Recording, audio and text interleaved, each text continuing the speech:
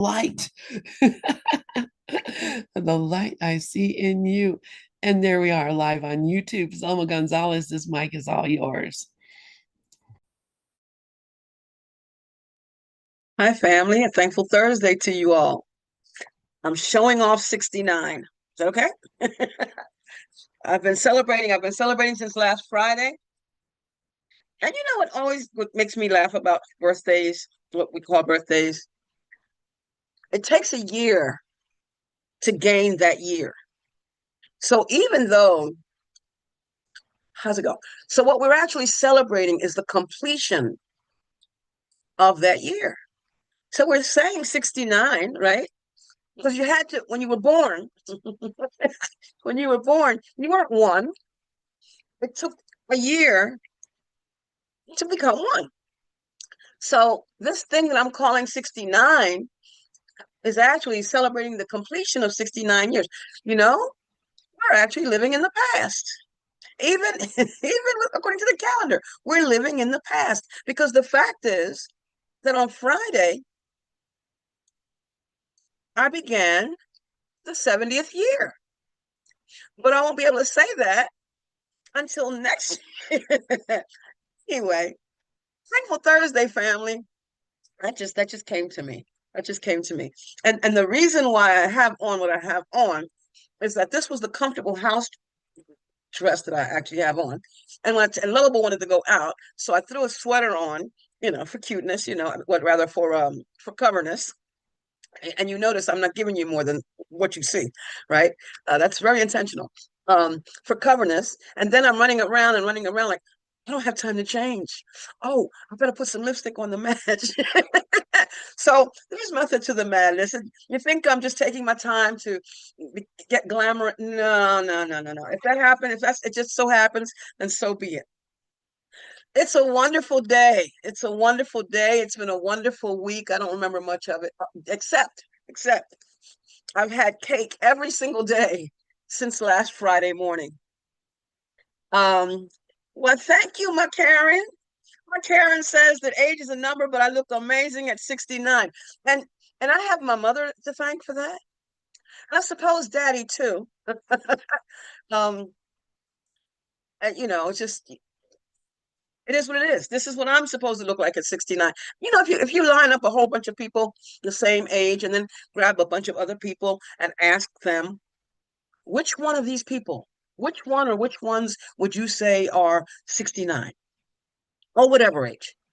Invariably, different people are going to pick different people based on how they perceive that person looking, a 69-year-old should look. Because in our minds, when we think 69, we think of our parents, our great grandparents, and how they used to dress. A lot of it had to do with the dress and the style. It was very, I don't even have a word for it. Old. It had what we considered an old look to it. Tying the stockings at the knees and all that sort of thing. That's the way we saw it. Um, I finally had to give up on that thought. Um, because if I didn't tell you that I'd celebrated a physical birthday on Friday, you would know it. It would still be just the time continuum. Just time continue. Meanwhile, let me say good morning to Dove and Cher and Lori and Sharon and Sally and Lynn and my Karen and Bob and my Bob and my brother Regis and Mickey and Deb and Steve. Hi, family. Hi, family. And while I'm talking all this talk about my birthday, as some of you may know, and for those of you who don't, the day after was Regis's birthday. So he too celebrated a birthday, a physical birth, and a physical birth and a growth, and we're all just sprouting right along. We're just sprouting right along. Um, and it's wonderful. It is wonderful. So I had a plan. I love how my plans come, my plans go. This morning I got a phone call from a friend. She says, you said you would take me yesterday to go buy food for my dog. I said, yeah, and I forgot because I worked yesterday. And she says, well, can you do it now? I said, now? Like now? That was an hour ago. And she says, well, my dog has no food. Oh, see, she got me. She got me. No food. And I'm thinking, how do you let it get to that? And then when I heard the whole story, I understood. You know how we're so quick to judge? Oh, we are so quick to judge. We say we're not. We say we don't. We do. Um, I'm thinking, oh, how can you let it get to that point where your dog has no food? I could never do that. That kind of nonsense. Um, and it turns out she's in a position where she can't drive her car because the insurance company, blah, blah, blah, blah, blah. All this stuff happened and she can't drive. So she couldn't drive, so she couldn't go get the food. And she gets she has a big dog, she has a big bag, and um, she needed food for her dog. So in the midst of my moment of sit still, Zulma, sit still, Zulma, which that doesn't happen for me easily. But in that moment of sitting still, I get the phone call from her that she wants me to take her to go get the dog food. So I did. And then I came back, and of course, I started moving around some more and some more and some more, and which brings me to where I am right now. So let's see what happens.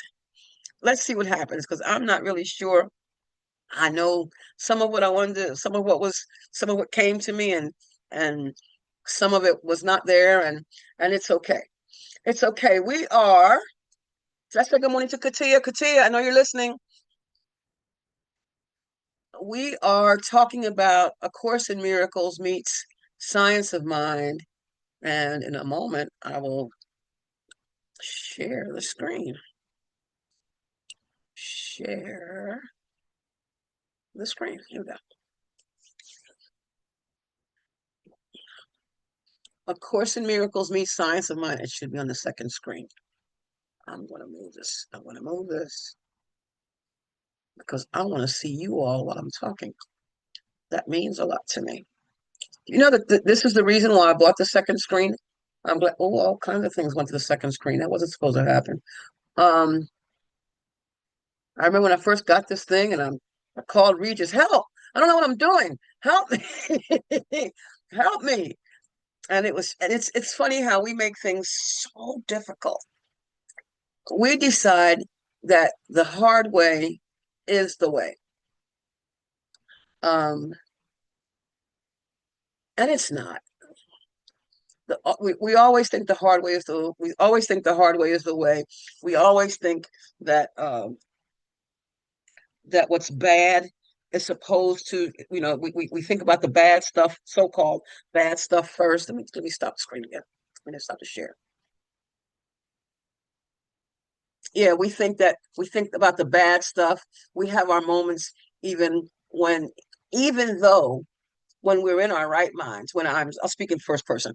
When I'm in my right mind, I recognize that it's all God, all of it. There are moments when I go into a different place and I think, oh no, that can't possibly be God.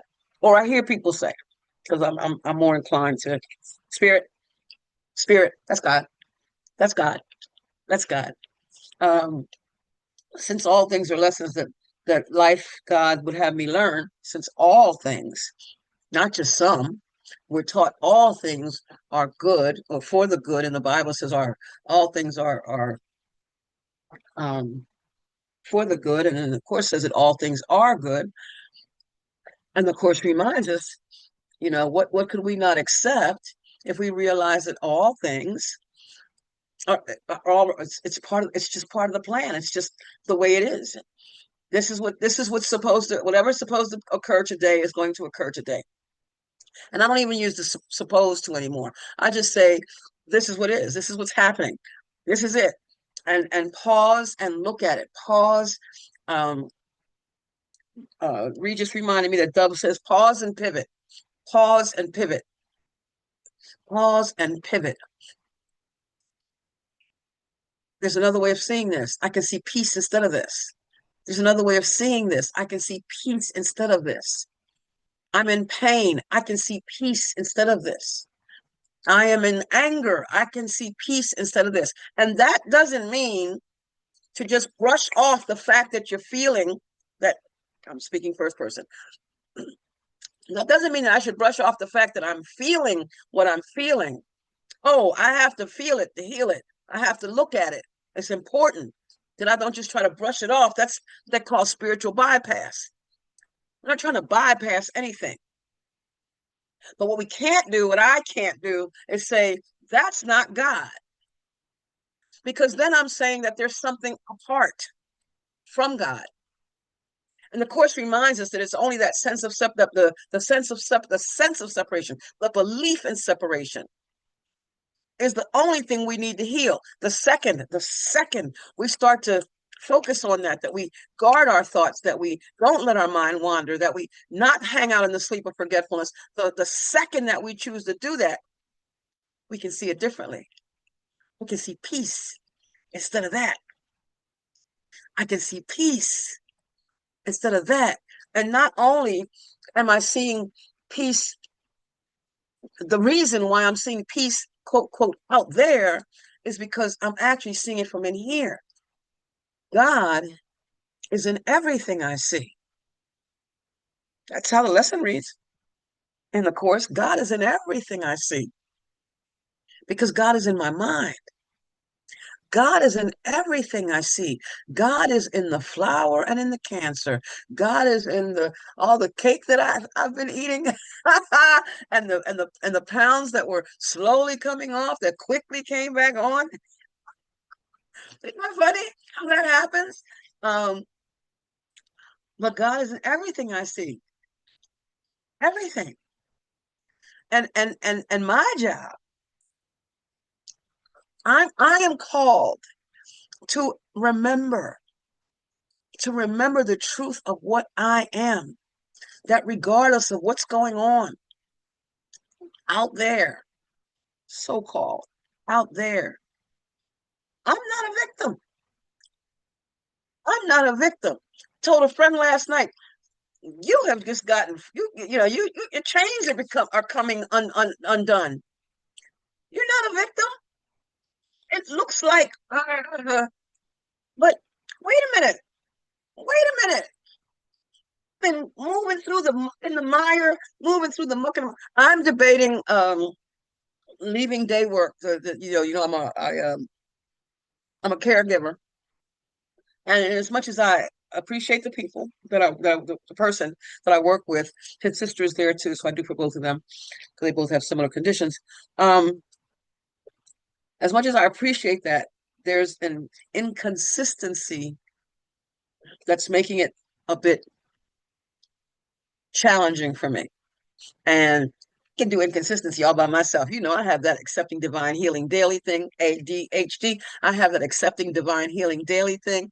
And I can do inconsistency all by myself. What I don't need is something that's where there aren't things so in place, or worse. Oh, you think that's funny, Bob? Well, I had to when I knew that there was something. I knew. And when I finally got the diagnosis last year, and I sought it out because I knew, come on now, according to everything, according to this, according to that workshop I went to, and the handout that psychiatrist handed out, I'm like, come on, somebody, um, catch up, because I need help here. I'm asking for help. And the wonderful thing about that is that's why I say we can't do the bypass, because if we do the bypass, then we don't get principles, we don't get tools, we don't get a toolbox to figure what can I do, because the secret of salvation is that I'm doing it to myself. It's up to me to save me, and in truth I know that there's nothing to be saved, but the fact that I think there is, I have to do the work for that. If I just went in circles, I don't know what led me down this path. Now maybe it's the accepting divine healing, that daily thing. Oh, So I'm thinking seriously about um ending the relationship with this client. I discovered, well, I discovered some things that from the person, the overseer of that family, that are becoming uncomfortable for me. And I'm going back and forth in my head, back and forth. Do I, how do I stay? Do I leave? Do I stay? Do I leave? And I realize I'm making myself miserable. I'm binding myself with this. I'm chained to a situation. I have chained myself to a situation that seemed fine. It seemed like it was good and wonderful, and it was. They were just the people, or everybody, uh the people that live there.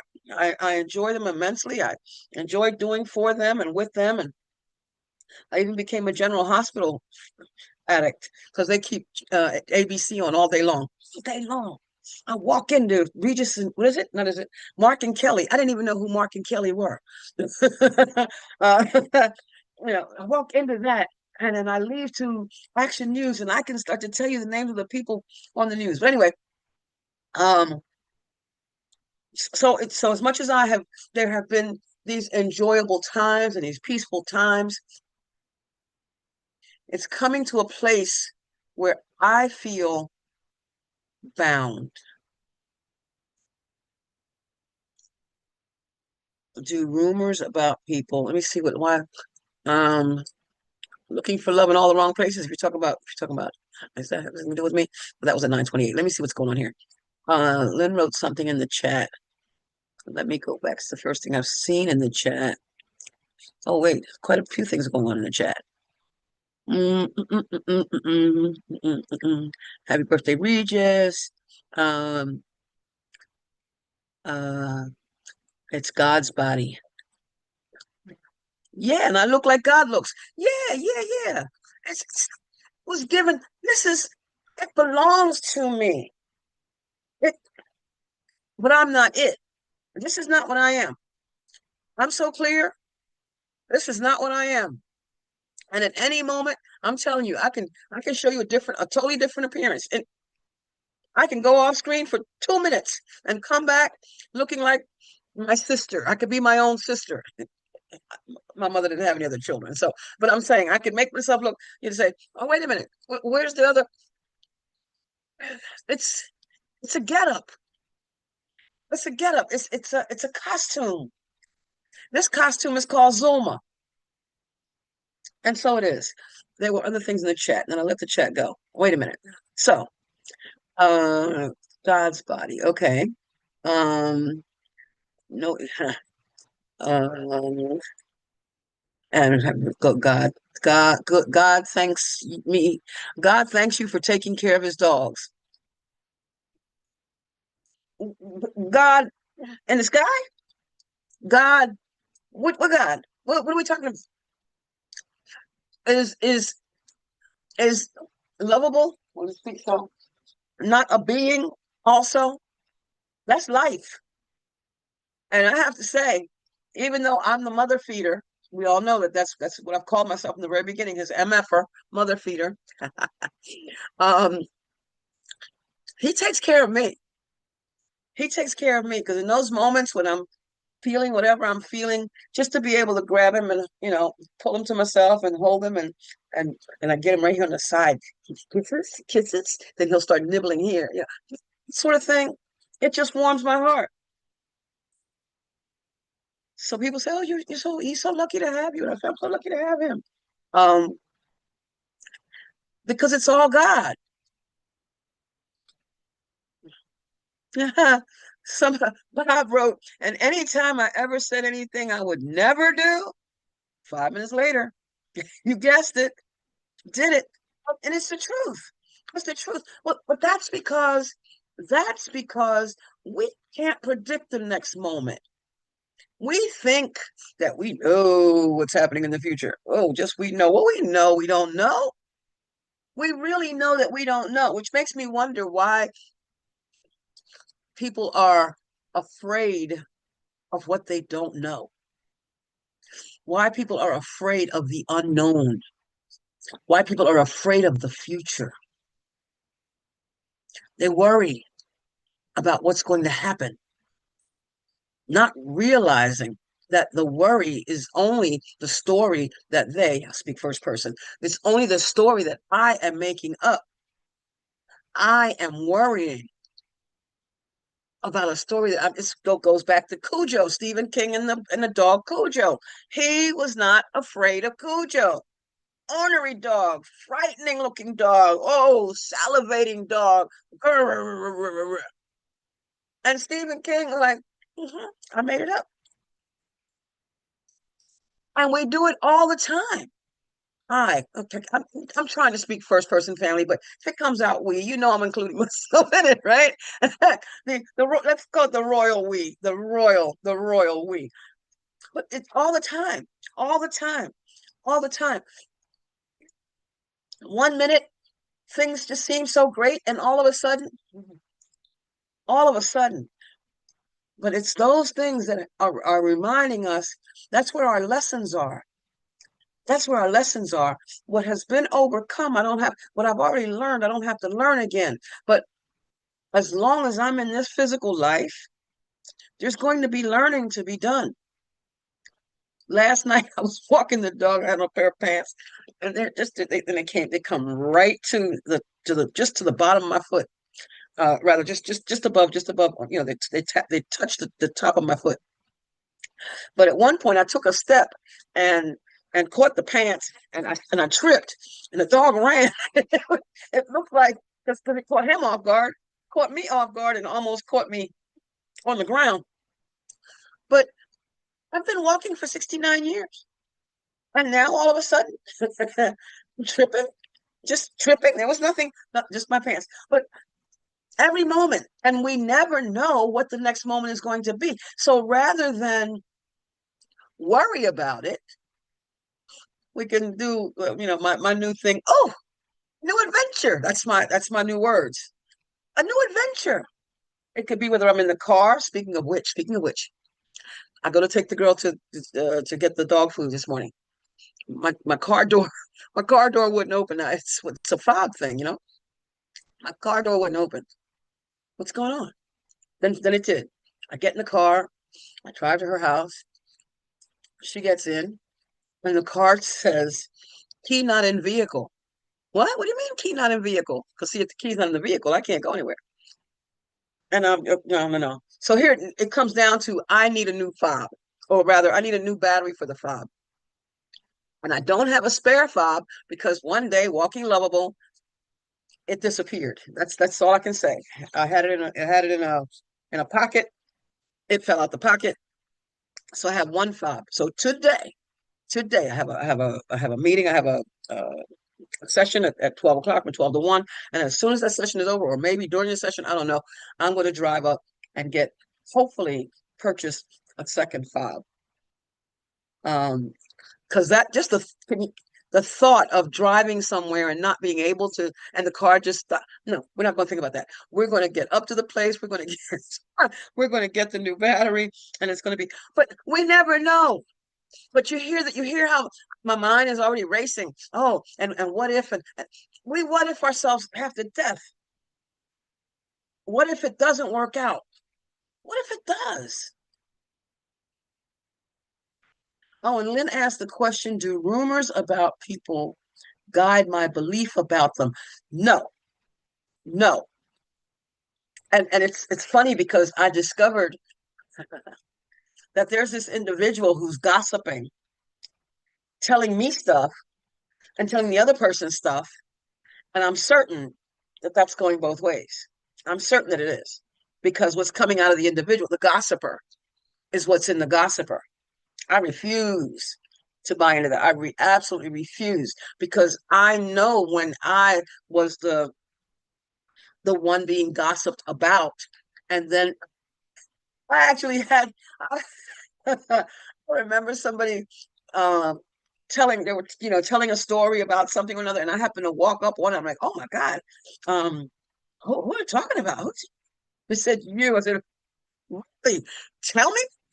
because it was what people don't know, they make up. What we don't know, we make up. And that's where the worry comes in. What we don't know, we make up. We forget. We were created to create. And this creative mind of mine, oh. I can make up story. I can have my own Cujo and be afraid of it. Hi, Glorian. Glad you're here, love. Uh, so yeah, we I have no idea why I went down that road. I have no idea. So it's I guess it's really about choosing to see it differently, no matter what. No matter what. The chains come off the second we decide that there are no chains anymore. That's like that Houdini story where he was in a room and they told him it was the most difficult room that he would ever have to, that he wouldn't be able to get out of it. And whether or not it's a true story or not, who knows? But it sounds good. Um, he tried everything he could. And I mean, hours just trying to get out of this room, and and he couldn't do it. Trying to uh, whatever it was he was doing, and it just wasn't working. And finally, from exhaustion, he just leaned against the door, and it opened. It was never locked. This is what we do. This is what we do in the prison of our minds. It's not locked. It's never been locked, but it's what we keep doing. And in the chat, Steve writes, "Oh, hi. Well, Steve, I'll have you know that I am a licensed practitioner. Welcome. I'm a licensed practitioner of science of mind, and have been so since July of 2017, and very happy about it. So this is why I introduced A Course in Miracles Meet Science of Mind and Other Metaphysical Teachings here, because there are, I understand that ultimately um, uh, part of the path in what the books are saying is different. No question, no doubt. But all paths lead to God. All paths lead to God. And there are places where they just go boom. And we also have the Infinite Way, Joel Goldsmith. Phenomenal, phenomenal, phenomenal, phenomenal. And that's a purist. That's a purist, a purist. Who I love, and others, Christian D. Well, you saw they're ultimately it's all still coming from the one mind. It's all coming from the one mind, whether whoever read from different sources and then put it together, because that is what happens with all of them. You know, um, they come and then they're inspired on how to write them, but um, I don't claim any particular one. I will give you an Ernest Holmes quote as fast as I'll give you a Course in Miracles quote, as fast as I'll give you a Joel Goldsmith quote, or whomever, or Ruth L. Miller, or whoever. I don't claim any one, because that's idol worship. I'm not doing that. So, welcome. I look forward to talking more with you. I'll put my phone number in the chat, Steve. If you uh, if you want it, feel free to take it down. Give me a call, and um, in fact, I'm gonna do that right now before I forget, because I'll forget. 905. Oh, you know what? I don't need YouTube to hear my phone number, and they won't see it either. So, um, mm, mm. Okay, Steve, there's my number. Feel free. Oh, okay. Thank you. Um, so here we go. Finally, all that chatter. That was fun. That was fun, though. We should train daily. We should daily train our thoughts to recognize the spirit in everything we do, say, or think. Train our thought to recognize the spirit in everything we do, say, or think. And that's how we get the change of mind. That's exactly how we change our mind. Because if I'm seeing something that's angering me, that I think is hurting me, I'm seeing something that, first of all, if I'm thinking that way, I'm perceiving myself as a victim. Look at what they did to me. Look at what that situation, that employer, that spouse, that child, that dog did to me. How dare they? To me. No, there's two parts to the story. They did it. It happened. Yep, they did that. Part one. Part two is the value that I put on it, the value that I gave it. And because I gave it value, now it means something to me. I've made it important to me. I have made it special to me. The fact is, I call it the blue paint syndrome. If you're walking down the street and there's blue paint, can of blue paint on a rooftop, and it was right there at that moment, it happened to come down on you, and now you're splattered blue paint. Oh my God! Look at what happened to me. If it had been anybody else walking past there at the exact same time, that's exactly what would have happened to them. It still would have been blue paint, no matter what. It was going to be blue paint, and and realizing that it happened because it happened. I'm not even going to say the way it was supposed to. It happened because it happened. Of Course in Miracles teaches, let all things be exactly as they are. Let it be exactly what they are. It just is. And if I can do that, oh man, I don't like the is. I don't like what is. And I'm going to go through some kicking and screaming about it until I don't. Until I don't. And this is a conversation I'm having in little bits every morning with my next door neighbor, whose son chose to take his physical life. Um, it's been a month ago now. I think it's been a month. I think it's been a month already. Um, chose to take his life, and every morning, uh, walk out, morning neighbor, because his front door is open, and some days he says he slept, and some days he didn't. And he's saying he's taking Benadryl to sleep, and I'm telling him to take one of the actual sleep aids instead of Benadryl. I keep trying to encourage him over and over again. And then we have a moment where we talk about what we're thinking, because it's never the thing. It's always what we think about the thing. It's never the thing. It's always what we think about the thing. And when we're willing to change the way we think, the situation will change. Ernest Holmes says, you change your thinking, you change your life. Change your thinking, change your life. Anything can change in a moment. And there are days when he says, oh, I slept pretty good last night. But every morning now, he makes it a point to have that door open for us to have that exchange. And I love that. I love having been given opportunity to let my light shine and seeing where they're choosing that same light. That's where such a gift is, seeing them choose the light,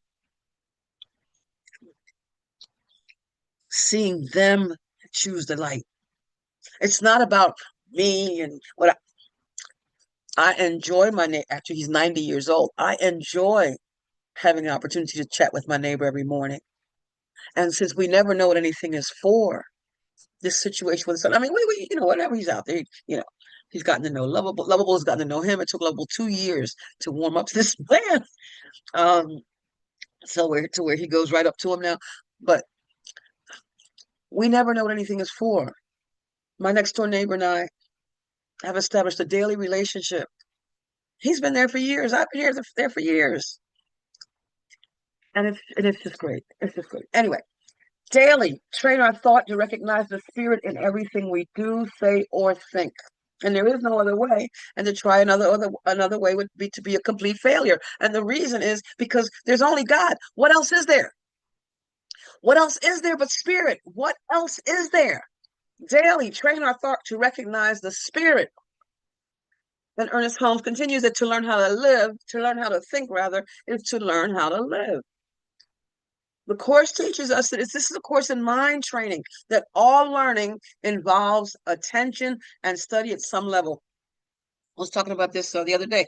We can study all day long. Oh, I can open the book and I can, read. I was telling, because I facilitate an in-person study group on Mondays here. And well, not here, but at the home of one of our students and student teachers. And I said, if you're only doing this, for the camaraderie on Monday, you're only opening the book on Monday and talking about these ahas that you're getting only on Monday, and you're not taking it with you when you leave here. You're not sharing it in some way or another in your life. If you're not practicing it, this is why we're called practitioners, miracle workers in the course, practitioners um, in some of the other sciences. Um, but if you're not practicing it, then what's the point? What's the point of me going in the bathroom, grabbing the toothbrush and the toothpaste, turning on the water, and just stand there holding the toothbrush and the toothpaste, or turning on the shower and just standing there? Look, if I don't, you know, you know, if I don't practice these things,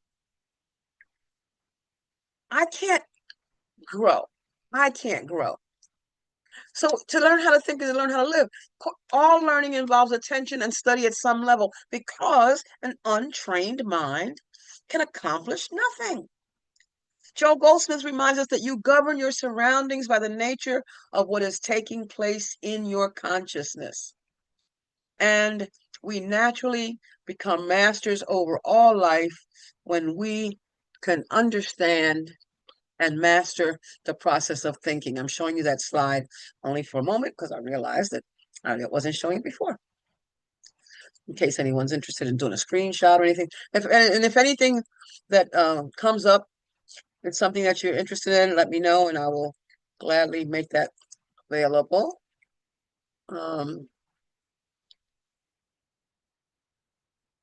I was having a conversation last night and I was reminded, but I didn't say, that every response you make, every response I make, every response you make is determined by what you think you are.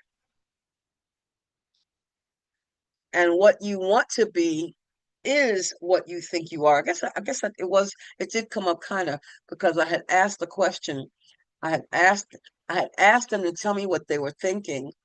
And then I actually said, or what you want to be thinking, something like that. That came out of this passage.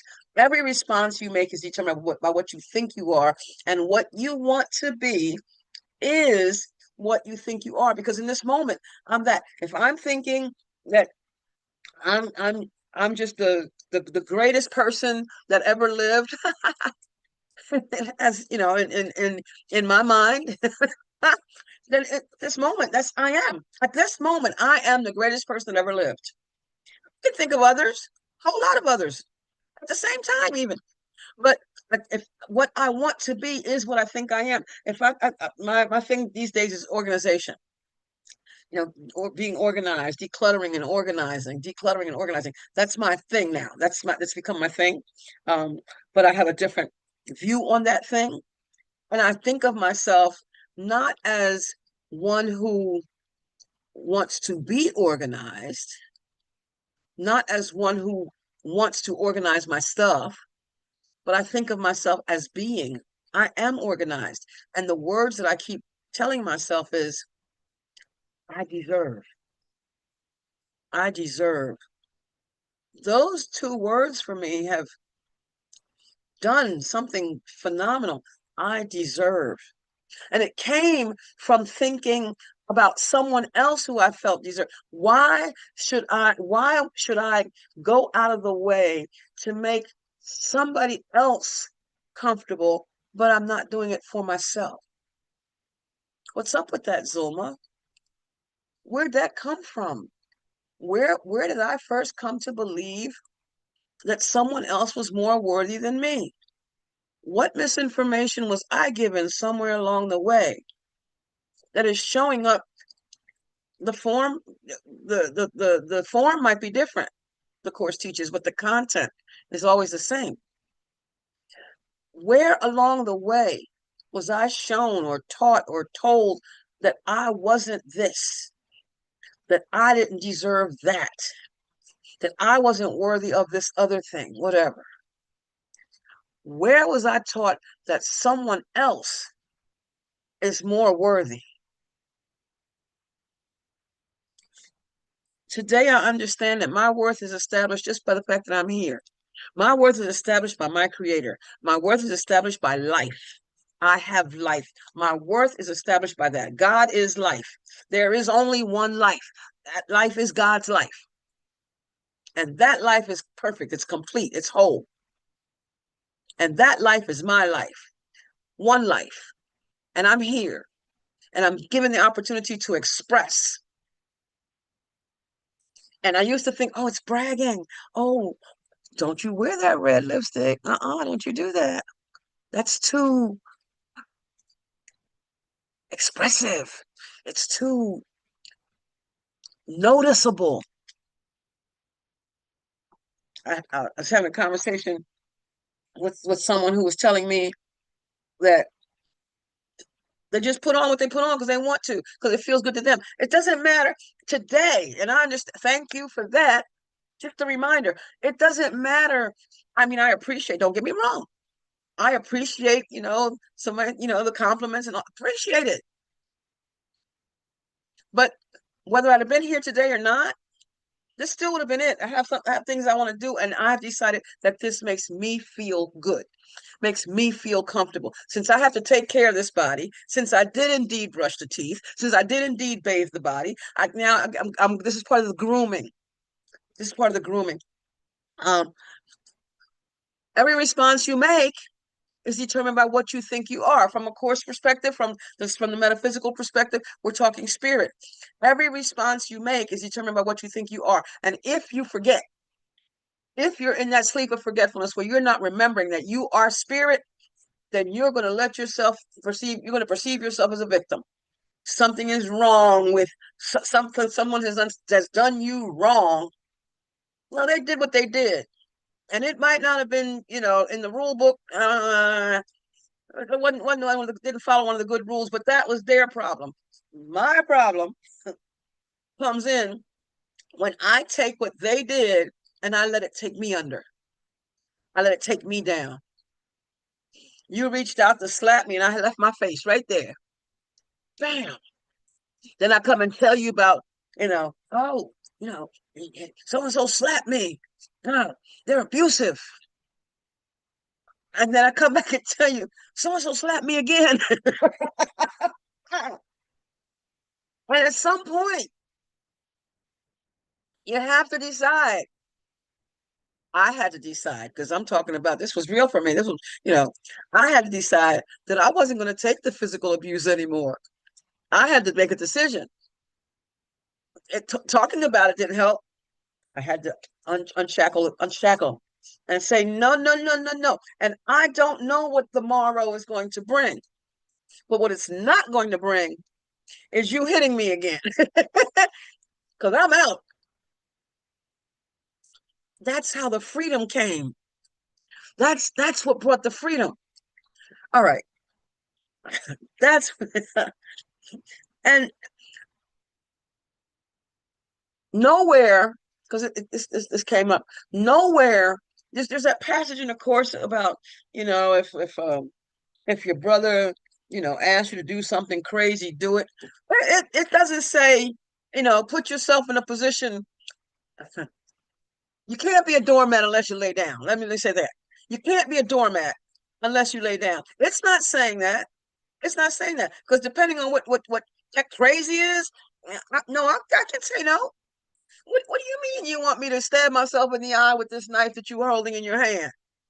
I have some choice words for you, and one of them is you. That's the last word. Not happening. Not in this lifetime. All right, all right. So, yeah, Gloria, you heard me, huh? Um, so last week I said I was going to talk about the past, and um, a passage came up in a conversation I was having that served well pertaining to it. We talked about doing the same thing over and over. And this is what they say in the 12-step programs, insanity, doing the same thing over, is wanting different results.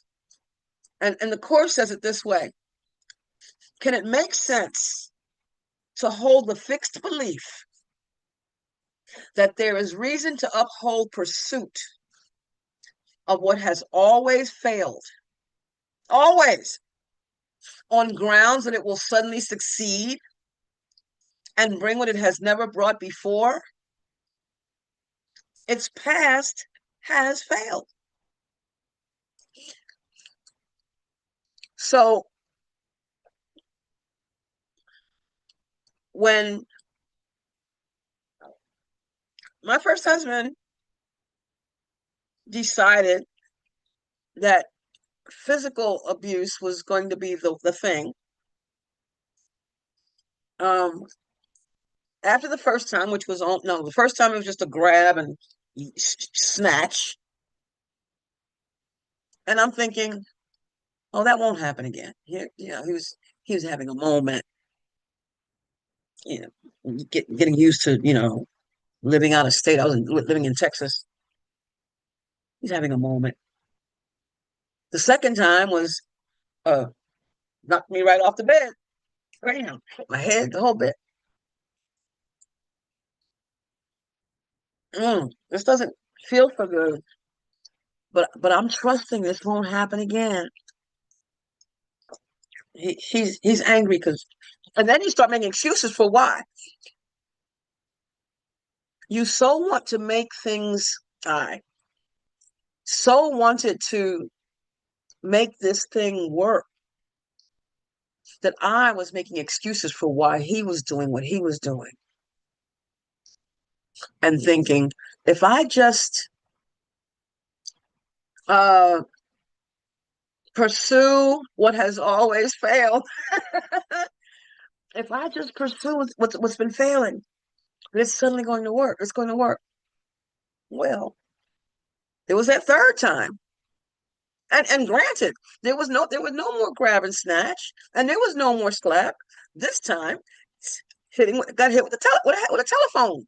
Bam, the house phone. Bam. And now I'm thinking, I'm in Texas.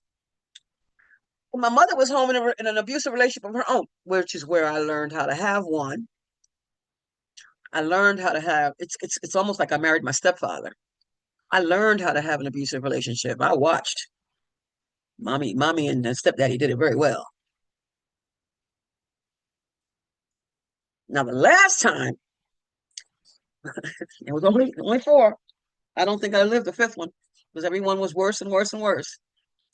When all I could see was the fist in my face, and all I could see was that, and my rollers flying across the room because you blank out after a while. You go into a space of nothingness, and all I could see were my rollers going across the floor. I couldn't even feel the pain anymore. That was the time when I said to myself, if I don't get the heck out of here, he's going to kill me. Now, if the course, if I was going by, if you're told to do something crazy, if I call, when I called mommy, who didn't know what to say because she was living the same thing. And the stuff that she was saying in my mind was crazy. But what I said was crazier. If you don't send me the money to come home, I'm going to do something I've never done before. I'm going to sell my way back. You hear what I'm saying? And I don't know about, people and what they've done in their past or all that, and it doesn't even matter. I'm not going there. I'm talking about Zulma.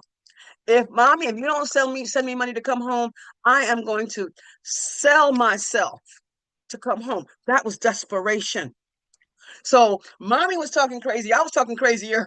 I was talking crazier. And she did send me the money and I did go home. Can it make sense to hold the fixed belief that there is reason to uphold pursuit of what has always failed on grounds that it will suddenly succeed and bring what it has never brought before? its past has failed. Its past has failed, and it will fail again and again and again, because that's what it talks about in chapter 29 and in the Antichrist, or in Seek Not Outside Yourself, one of those. That we keep looking for the same thing. We're looking for more than everything. We keep thinking that the idol is going to suddenly succeed. No, will fail. Seek not outside yourself is what we're taught. Looking out there for what's in here. Ernest Holmes says that what you're looking for is what you're looking with.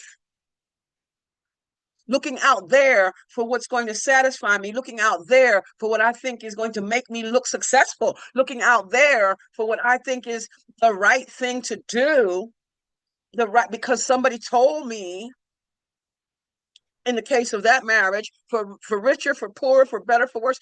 It's not in the Bible. Who wrote that? Does anybody know where those vows came from? And if you do, put in the chat or something. Where'd those vows come from? Because it's not in the Bible. In fact, right at the very beginning, it says that the punishment for a woman, and it was always punishment for the woman in the Bible, the punishment for the woman would be that her husband would rule over her, would dominate her. And Lord knows what that meant in a lot of cases. No, don't take them. Take my wife. Take my daughters. There comes a place where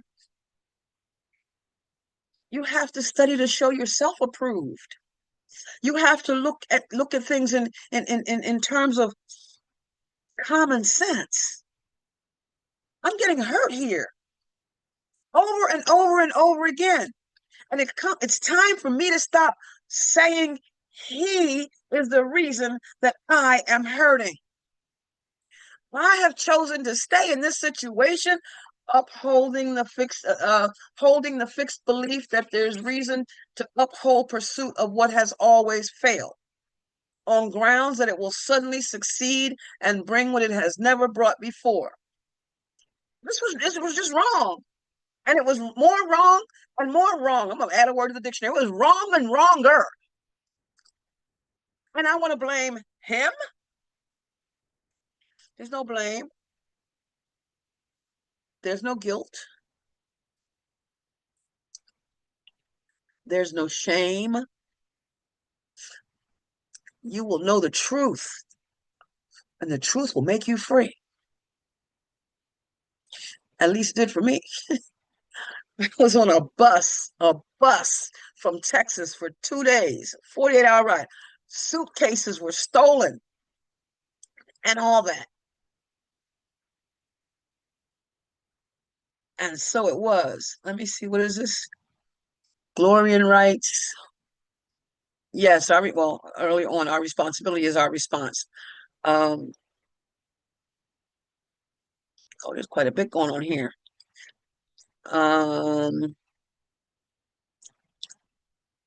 Karen wrote keyword decision. Yes, the power of decision is the one remaining freedom as a prisoner of this world. That's from the course, and it's the title of a book, The Power of Decision, by I think it was Raymond Charles Barker, who was a student of Ernest Holmes. And yes, Bob, the threat of oneness is always there. It's always there. It's always there. Sometimes, it's what Gloria said, sometimes we have to say yes to us and no to someone else. And I was taught by Reverend Sheila Pierce, who was the founding minister of the Center of Peace, your yes means nothing if you can't say no. They're both complete answers. Yes. And I don't even have to explain. Unapologetically, yes. Unapologetically, no. If I choose to give you a reason, that's just, me choosing to be considerate of your feelings. But yes, no. And the fact is, it's not a win-lose situation. It really is a win-win. Because whether you're choosing to be honest with me or not, honest, put that in quotation marks, because my former husband was getting credit cards in both our names, but failed to tell me. I'm talking honest in that regard. I'm talking in the worldly sense. If you're choosing, if whether you're choosing to be, whether you're choosing to value your worth with me or not, I'm choosing to value my worth. In so doing, I can value yours and accept that you're not choosing yours. But I have to do what's best so that when I pray, when I live, when I walk, when I smile, when I talk, it's coming from a genuine place. That it's coming from a place of peace. The goal of the course is peace. My goal is peace. And the course says, know thyself. In the Bible, seek ye first the kingdom of God, and all other things will be added. The kingdom is written that Jesus said is within. And the course says the kingdom is you, not just within you, it is you. I'm not just part of God. I am that. God's life is my life. I live in it. I move in it. I have my being in it. So that God then becomes kind of a place. And Eddie Watkins Jr. writes that I am the place where God shows up. And God is the place. And I say that God is the place where I show up. Yes, Karen. Hi, my Karen. Come on, girl. My girl's on fire today. Oh my gosh, I love everything you're sharing and powerful message.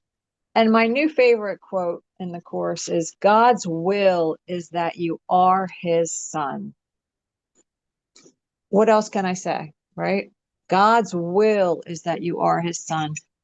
I just wanted to also share something, Zulma. You, a long, long time ago, this is when we were doing the miracle principles together. You used to say a lot, now if I put blue glasses on, I'm going to see everything's going to be blue. You've been saying that for such a long time, and I always loved it. Well, it's so funny because someone said that Rupert Spira said the same thing, but used orange, used the word orange, and then another seasoned course teacher I heard the other day share the same thing you shared, and I'm saying, man, my Zoom shared that years ago. What are you talking about? You didn't coin that phrase.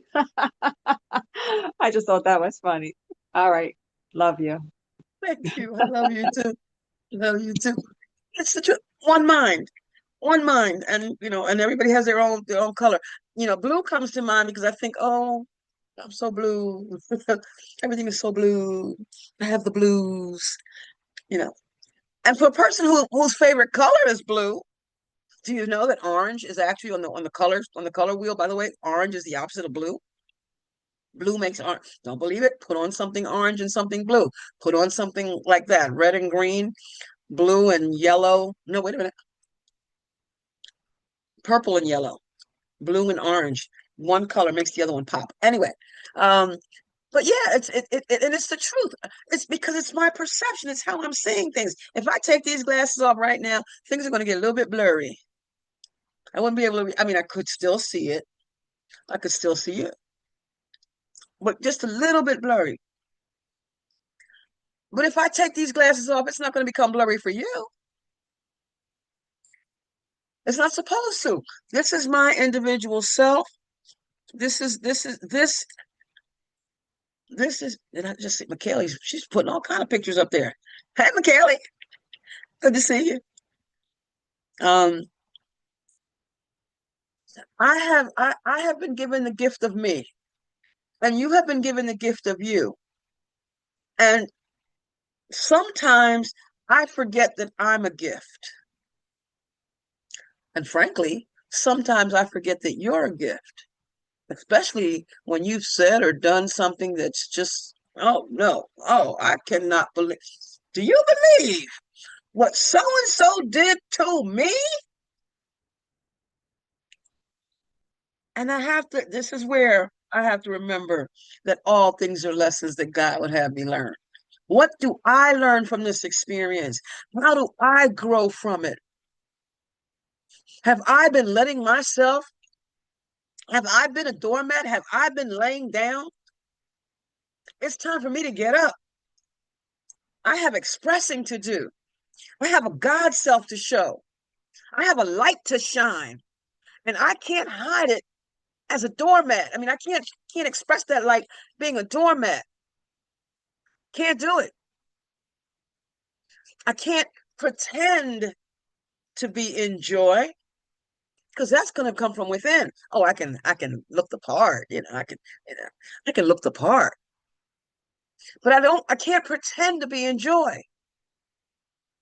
And if that means that I have to get the heck away from you to do it, hasta la vista, baby. It's been fun, gotta run. Don't want to be you. If that's what it takes.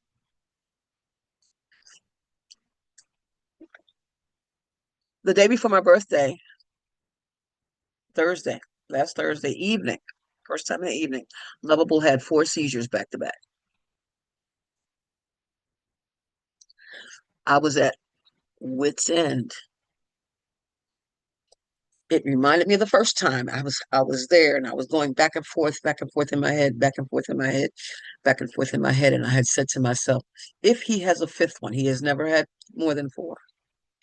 If he has a 5th one, based on how I watched him trying to recuperate after the 4th one, I thought, I'm going to take him to the SPC. I'm going to take him to the hospital, and I'm going to have Lovable taken out of his misery. And the whole time I'm thinking this, I was agonizing. In fact, I'm getting misty-eyed just thinking about that. Um, I was agonizing over the idea of having to get rid of my dog. Agonizing. And I'm watching him all night long, and he's pacing. He wouldn't go to sleep. He would lay down for a minute, he'd get back up.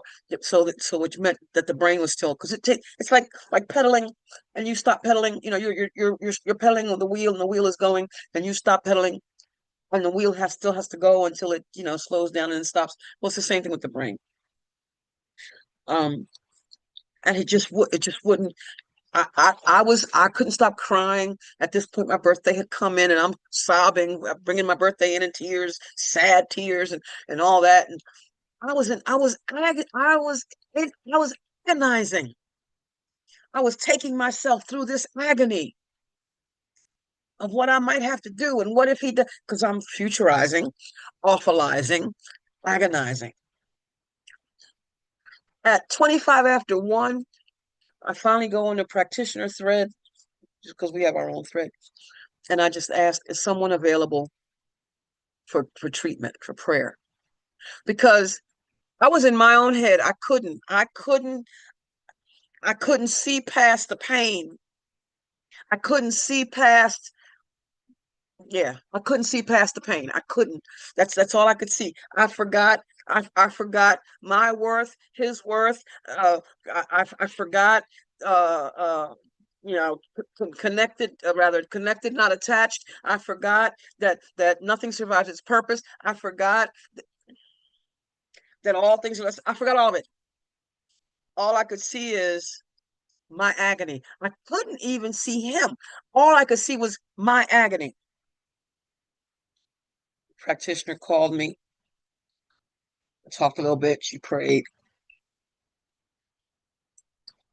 And what I heard in her prayer, now, interestingly enough, I wear all the time, it says, be still and know.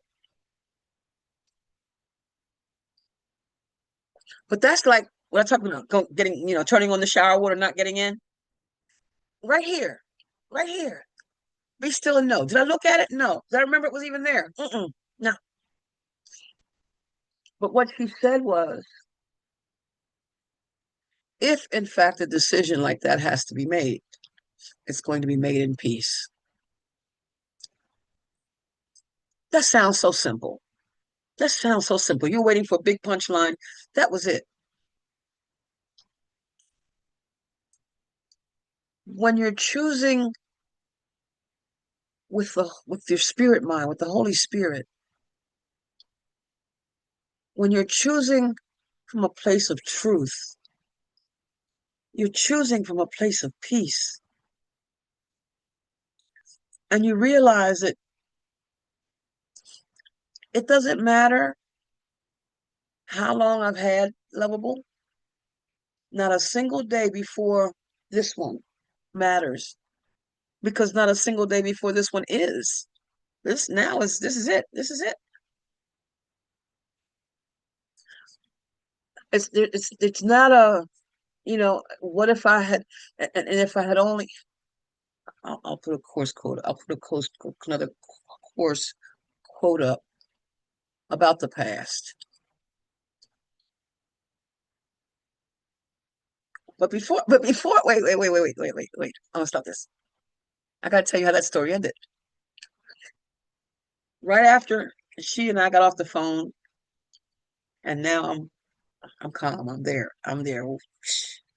I'm remembering the truth about me. I'm remembering the truth about love. I'm remembering the whole truth. The whole truth, nothing but the truth. And he didn't have a fifth one, by the way. We come upstairs. I put him in the bed because at this point he doesn't have the energy to jump into it. I put him in the bed, and I swear to you, he laid down, closed his eyes, and went right to sleep. I mean, right to sleep.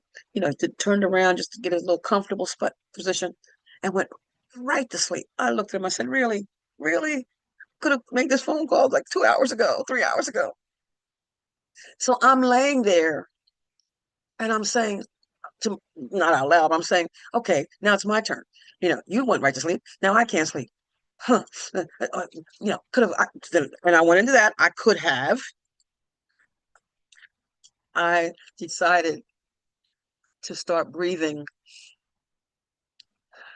peace, saying it to myself with every inhale, with every breath, peace. And next thing I know, it was 6 hours later. That was 6 hours later, out like a light. Because seek ye first the kingdom. It's here. It's not out there.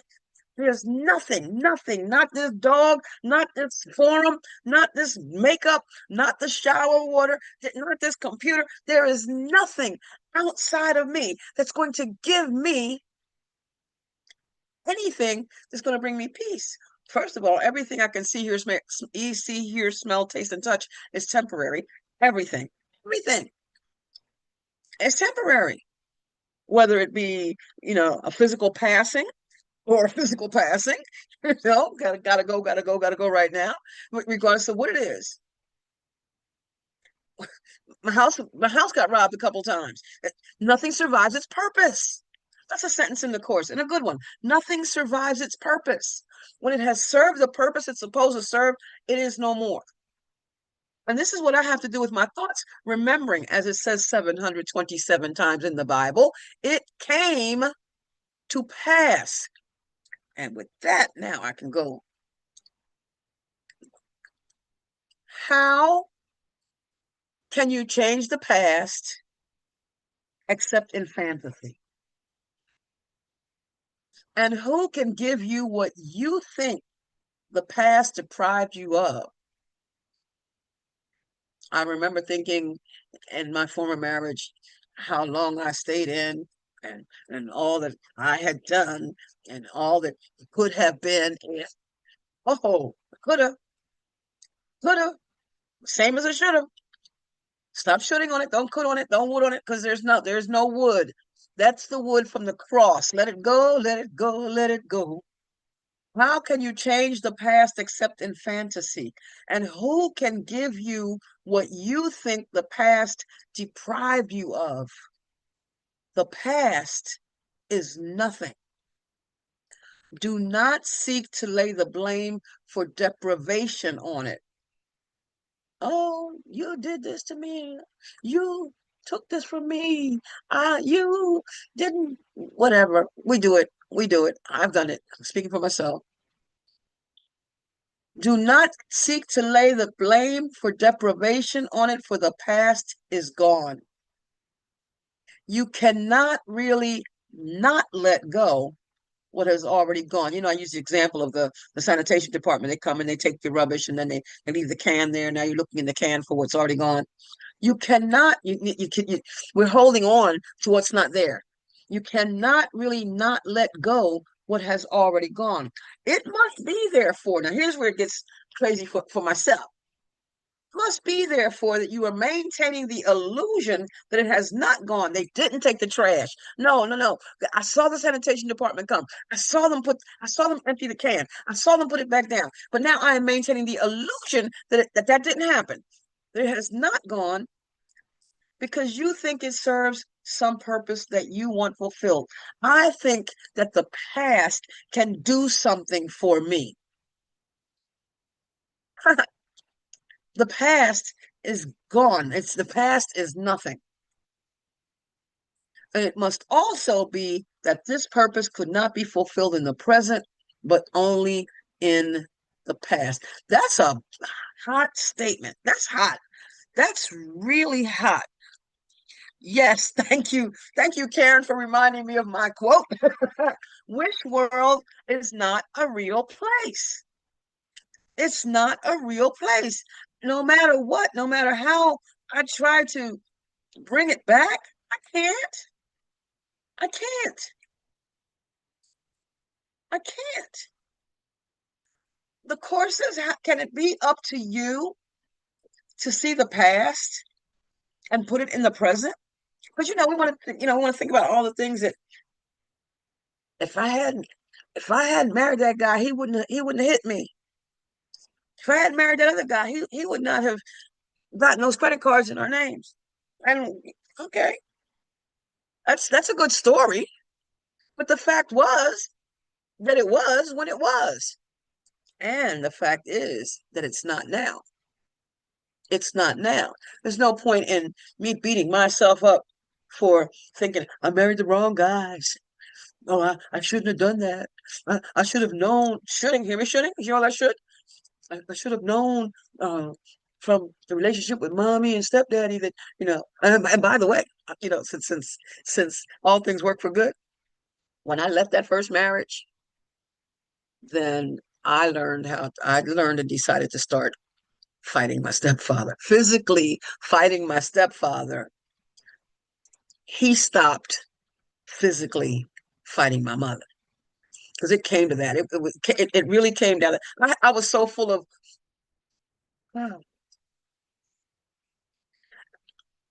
I was recognizing a worth a power about myself, but it just wasn't really a positive one. I was in a lot of pain. I was in a lot of pain, and I had a lot of pain to offer. I had a lot of pain to offer. The police had to come, and the handcuffs, and they're just stories now. They're stories. They're stories that make me thankful to be able to tell them with some sort of sanity, with some degree of sanity. All things are lessons that life would have me learn, that God would have me learn. So I learned how to fight. I learned how to defend my mother until it came to the point where that wasn't necessary anymore. The Course teaches, can it be up to you to see the past and put it in the present? You cannot go back. Hello. You cannot go back. I need to keep track of time. I have no idea what time it is. And everything that points the way in the direction of the past, but sets you on a mission whose accomplishment can only be unreal. It ain't so. It's not real. It's not real. And early in the Course, let me see. It talks about fantasy being a distorted form of reality. Let me find it. Fantasy. It's in chapter 1, section 7. I may be able to bring that up. I may be able to bring that up. Let's see, can I? I'll just read it. Chapter 1, section 7, in the section titled Distortions of Miracle Impulses. It reads, I see your hand, Karen, give me a second. Fantasy is a distorted form of vision.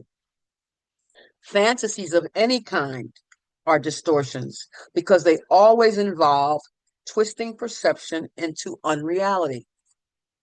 Actions that stem from distortions are literally the reactions of those who know not what they do.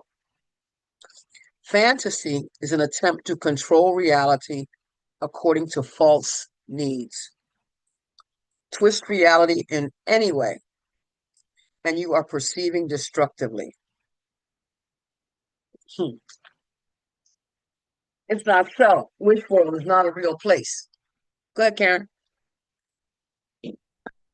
Wow. And what you just shared is also in What is Forgiveness? In the workbook, it's the very first question. He basically says, as an unforgiving thought does many things.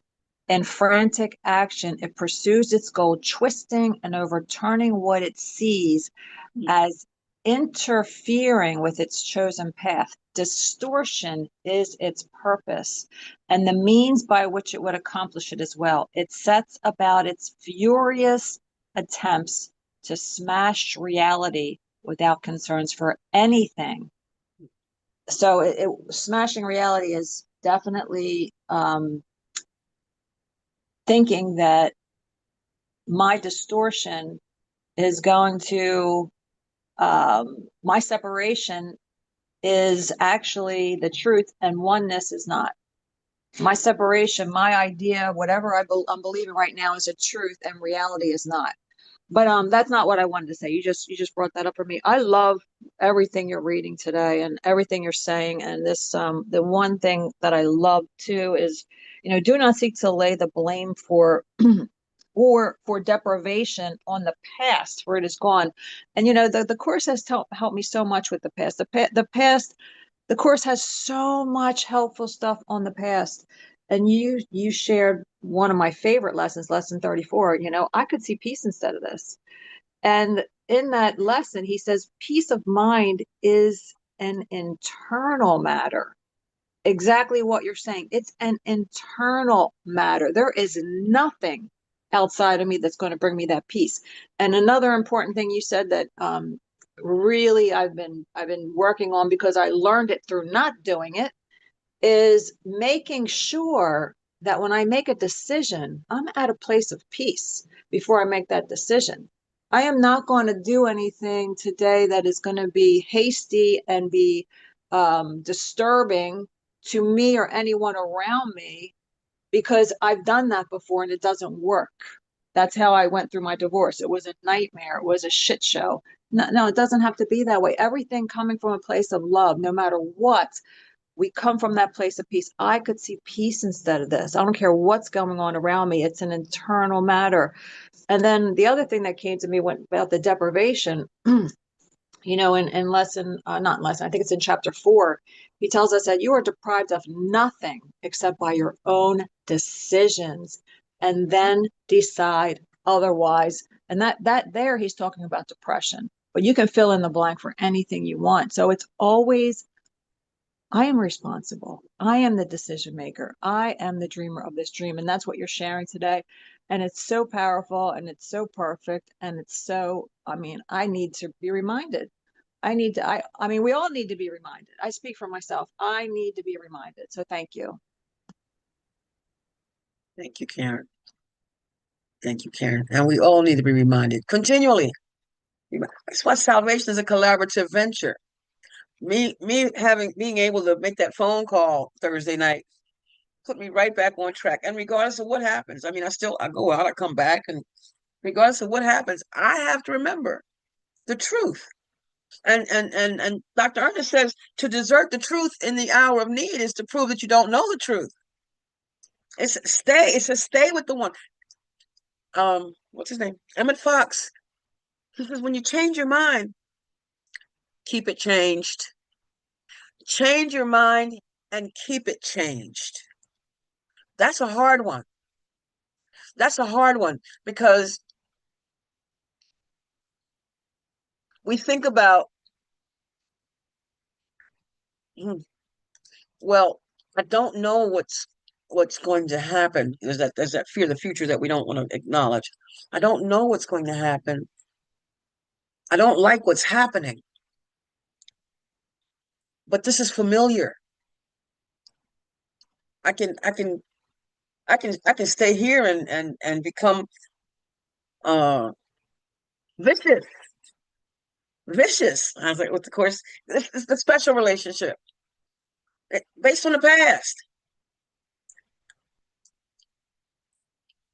Ernest Holmes says, never limit your view. What is it? What is it? Never. What does he actually say? All right, let me see what he actually says. I don't want to get that wrong. Never limit your view. How do I do that? Never limit your view of life by any past experience. And it's Thomas Troward who says that principle is not bound by precedence.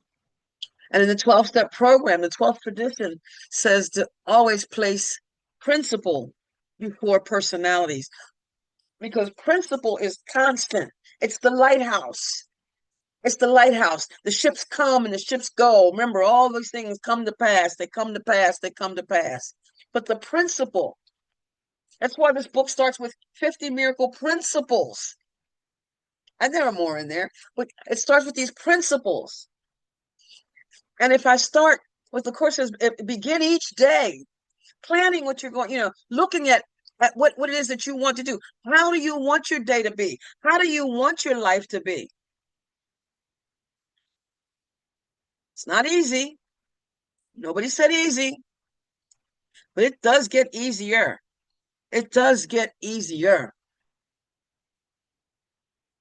The last, what time? I do. The last slide that I think I want to share is, it talks about the atonement. Steve, I don't know how new you are to the course. You're new here, but not new to the course. I don't know if Steve is still here. To atone means to undo. Undo. It's like that spool of yarn. You're crocheting something and you found where you missed a stitch or you didn't stitch it right. So and you want it right because everything that follows after that is going to be wrong. So you undo, you pull it apart, you pull it apart. The atonement. The atonement is in time, but not for time. Being in you, that is the atonement itself, is eternal. What holds remembrance of God cannot be bound by time. No more are you. For unless God is bound, you cannot be. An instant, split second, an instant offer to the Holy Spirit is offered to God on your behalf. And in that instant, you will awaken gently in Him. In the blessed instant, you will let go all your past learning, and the Holy Spirit will quickly offer you the whole lesson of peace. What can take time when all the obstacles to learning it have been removed? Truth is so far beyond time that all of it happens at once.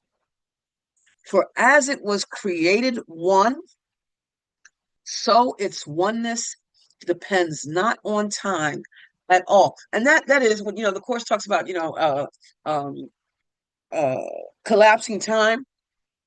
It's because we've been hanging out in the past, worrying about the future, and we're doing it now. We're not appreciating now. We're not giving now a chance because we're so busy looking back there or up there. And the only place to look is here. This is where God is. With every breath I take, when I laid down and just started breathing peace, peace came. I remembered who I was.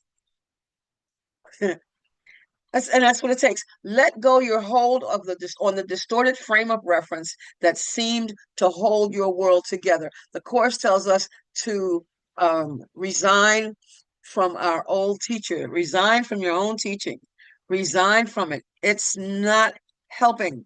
It's not doing us any good. And let yourself just be in this moment, because it's a new moment. Every moment is new. And even we're talking about, people talk about, oh, it was a terrible day, and I wish it had been different, and I'd have to wait until tomorrow. Says who? Who says you have to wait till the new midnight and before you start over? You can start over in any instant, because every instant is the holy instant. And in this holy instant, since I just looked at the clock, I've decided it's time for me to give up the mic. Family, thank you for being here with me. Thank you, thank you, thank you, thank you, thank you. I love you, and I will see you next week, if not sooner. Thank you, Zulma. Wonderful sharing this morning, and just grateful for you and everyone who's here. This room is such a life. This is as close to the real world as you can get when you're here with the people that you love and who love you. So thank you, thank you, thank you. Go ahead and